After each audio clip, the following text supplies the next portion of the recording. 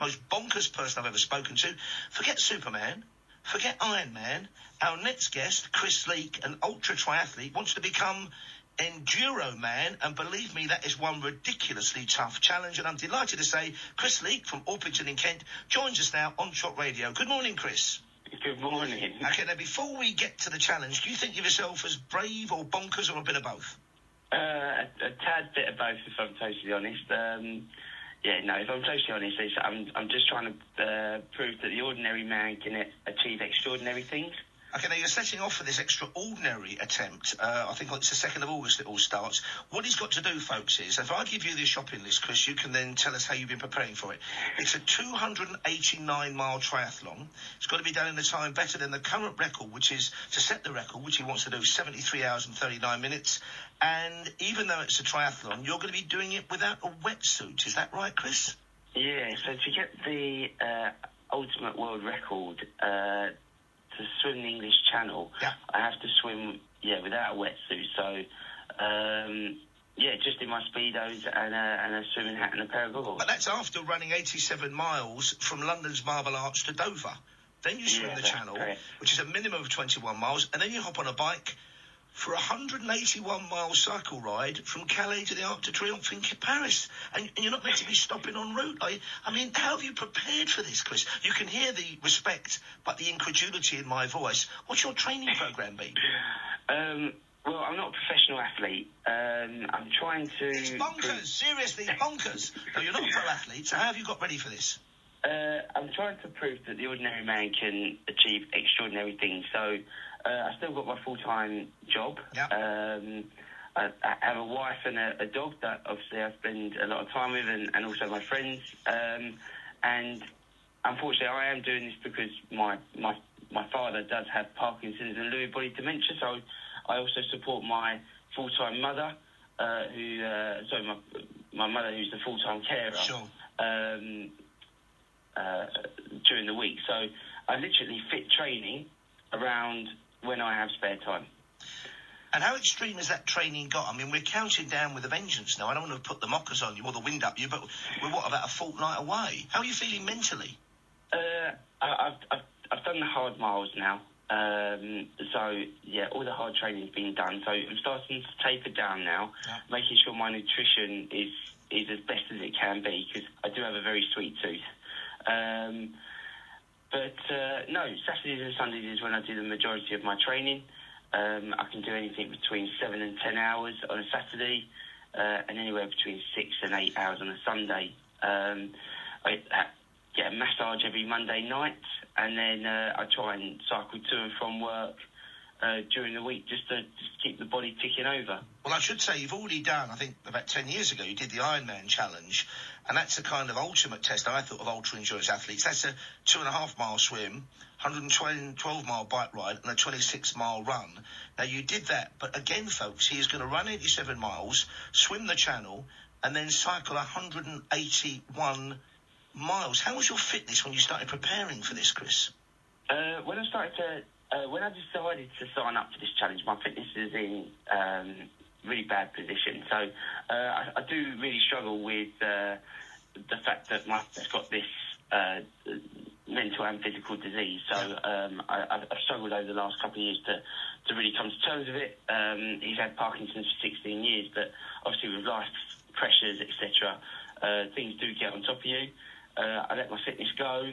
I was a fit young teenager, hit 21, 22, and started to let my fitness go and enjoy life. You started to enjoy life, yeah, definitely. And walked up the stairs one day and I got so out of breath. I thought, I've got to sort this out. And I have to admit, I signed up for it. Paid my entry fee and then found out what it entailed. That's the wrong way, Chris. That's the wrong way to do it, mate. That's the wrong. Check the prices on the menu before you order. For me, that was the best way to kind of really get myself ready and throw myself into the deep end. That's for sure. Now, obviously, you're raising money for some amazing causes. Parkinson's UK, and I've had Parkinson's touch my family. It's a terrible, debilitating condition. Something called the Lewy Body Society. Is that the right way to pronounce it? Yeah, that's correct. Yeah, LBS. And also Orpington Saxon Day Centre. You're from Orpington. Presumably you've got some kind of Just Giving page, have you? People can contribute or sponsor you? Yeah, Virgin Money Giving, Christopher Leek. I'll be the very top one at the link at the top. But no, I've been very fortunate. I've worked for Budweiser Brewing Group for 10 years, and they've offered to sponsor me through this event. Brilliant. It's not a cheap event, as you can imagine. No. And they're supporting me with the logistics and the equipment to get me from A to B. Because you are, I should say, you're a beer sales manager. I presume you've been swerving the beer then for a few months, have you? Yeah, I'm not a big drinker, if I'm totally honest. But the job's wasted on you. I'll volunteer to cover for you. I've not had a beer in about 8 weeks at a beat from when I started the event.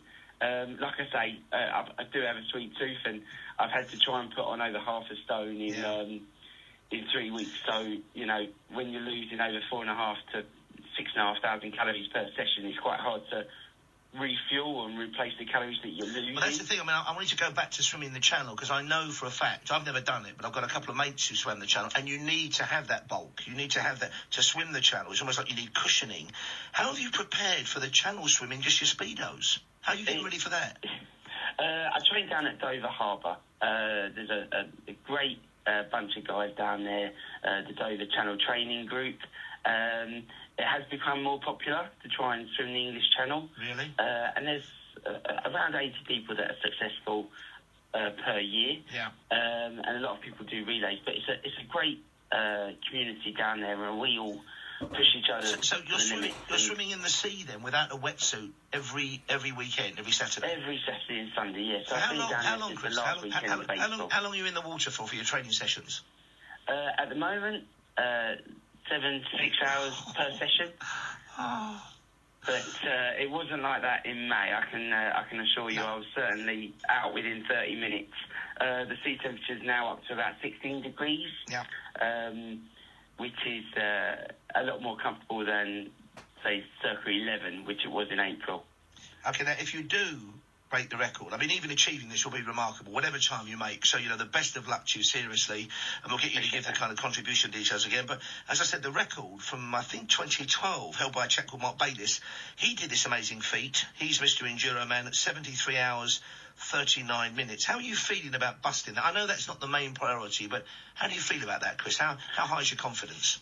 At the moment, yeah, I'm ready, but I won't be worrying that come race day. I'll forget about the time and just concentrate on my plan. I'll be looking to get down to Dover within 24 hours. Get a nice healthy meal in me. Get massaging in, get the speedos on, and start swimming the channel. Expect that to take anywhere between 16 and 18 hours. I've then obviously got to get back on the boat and nip up to Calais to go through passport control, which hopefully won't take too long. We'll still be in the EU, so you can't blame Brexit. And then, 181 miles on the bike, so whatever I've got left in the tank will certainly be used. Listen, from your positivity and your kind of courage I can hear in your voice, and I'm sure you're going to do it. Can we keep in touch with you? I mean, the best of luck with this. Can we keep in touch and have a chat afterwards? Definitely. Feel free to give me a call during the event if during the event if you have time. It's it's 2.5 days of non-stop, so I think I'll have a bit of time on my hands to catch up with you. We'll give it our best shot, and I know you'll give it your best shot. Remind us how people can contribute again. It's Virgin Money Just Giving, is that right? VirginMoneyGiving.com /Christopher Leek, and Leek is spelt like the vegetable, not the dripping tap. LEEK. Thank you for clearing that up for us. And how is your dad? Seriously, how is your dad faring? He's doing well. You know, the hate to say the word victim. Yeah. Has all the support and the care around him, which is great. It's usually the carers that get forgotten about, and this is why we've kind of split the value that we're looking to raise into 3 areas. So to continue to find the research required. But Orpington Saxon Centre do an amazing job to support full-time carers, to give them the respite and recovery time that they so desperately need. So we're trying to manage all 3 sections of of the disease, the research, the managing of it in the day-to-day life, and also for the carers. Chris, your folks are obviously lovely people because the apple doesn't fall far from the tree, so thank you so much for your time this morning. We will be back in touch with that man, Enduroman himself, Chris Leek. Talking to me, Paul Ross, on Talk Radio, the talk of the nation, 289 miles. Wow. We are